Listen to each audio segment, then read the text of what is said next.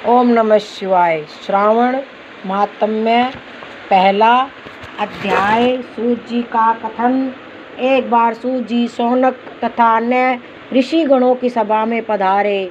सूत जी ने उन्हें आदरपूर्वक प्रणाम किया और बैठने के लिए आसन दिया।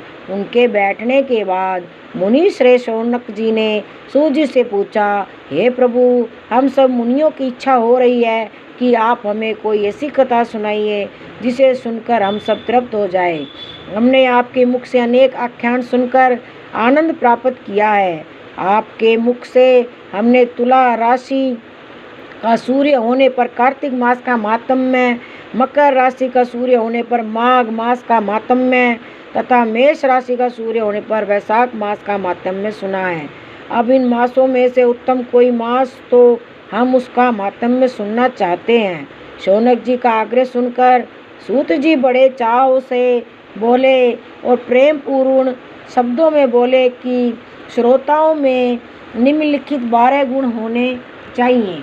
दम रहित, आस्तिक बुद्धि, शठता रहित, महात्मा में भक्ति, परमात्मा में भक्ति, भगवत चर्चा सुनने की तीव्र इच्छा, नम्रता, ब्राह्मण, भक्त, सुशील स्वभाव, धैर्यवान, पवित्र, तपस्वी तथा दोषारोपण रहित।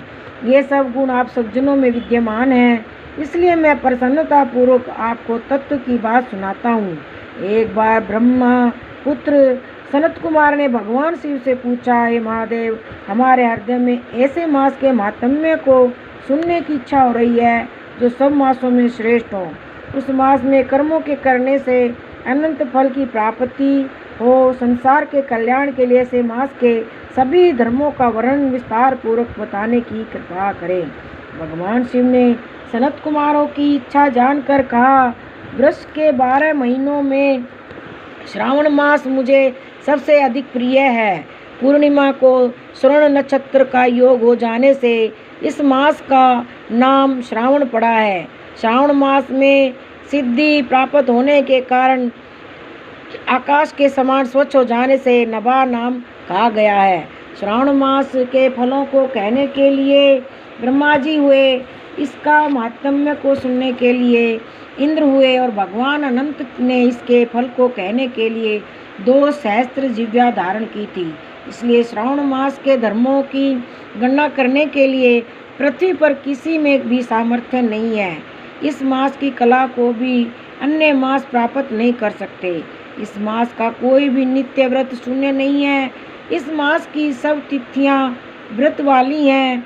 सनत कुमार बोले, महादेव, आपने सभी को बताया कि इस मास की प्रत्येक तिथि व्रत वाली है, अतः आप मुझे बताइए कि किस तिथि में कौन सा व्रत रखा जाता है, उस व्रत का अधिकारी कौन है, उसका फल क्या मिलता है तथा उस व्रत को करने की विधि क्या है, किसने इस व्रत को किया, उसकी उद्यापन विधि क्या है, उसका देवता कौन है, पूज्य कौन है, पूजन सामग्री क्या है, प्रधान पूजन किसका करना है, जागरण विधि क्या है, किस व्रत का क्या समय है।